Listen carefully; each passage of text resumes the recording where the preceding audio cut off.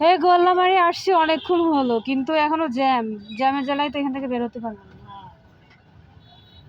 কি আর করার, এখানে মানে বিকাল টাইমে আসবা, দুপুর টাইমে আসবা, সন্ধ্যা টাইমে আসো, রাতের টাইমে আসো, সবসময় এখানে জ্যাম লেগেই থাকবে।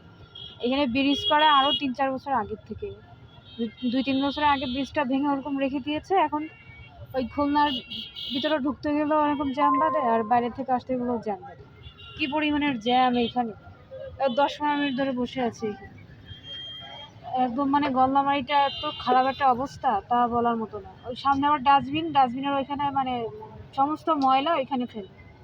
এখানে তো হাঁটাই যায় না, সুস্থ মানুষও গন্ধ অসুস্থ হয়ে যায়।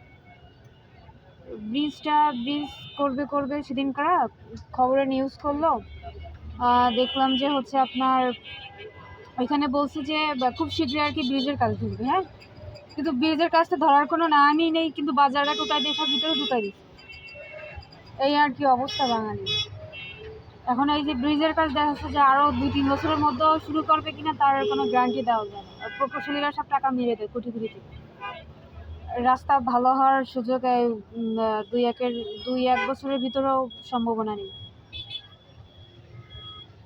খুলনায় তো খুব উন্নয়নের ভেসে যাচ্ছে, তো উন্নয়নের এমন সুন্দরভাবে ভাসতেছে তার বলে বোঝানোর মতো।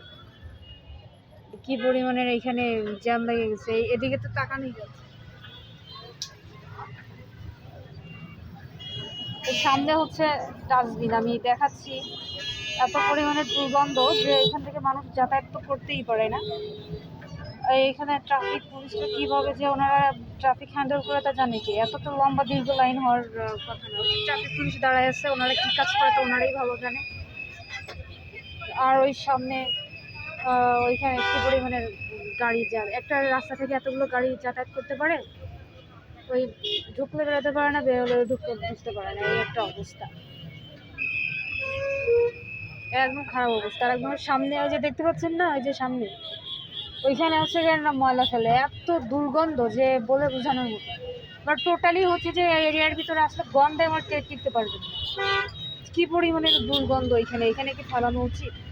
যদিও বা ফেলে, সিটি কর্পোরেশনের উচিত এখান থেকে ময়লা প্রতিদিন এখান থেকে নিয়ে যাওয়া, কিন্তু নিবে না। এরকম দিনের পর দিন, সপ্তাহের পর সপ্তাহ, মাসের পর মাস এরকম ফেলে দিয়ে রাখবে। পরে হয় কি, এরকম দুর্গন্ধ এখানে টিকা যায়। অ্যাজ ইউজুয়াল জায়গাটা আসলে অনেক খারাপ।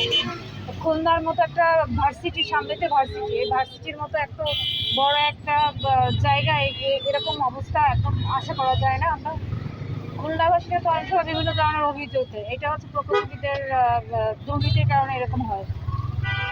প্রকৌশলীরা দুর্নীতি করেই বলে তো এখনো ব্রিজে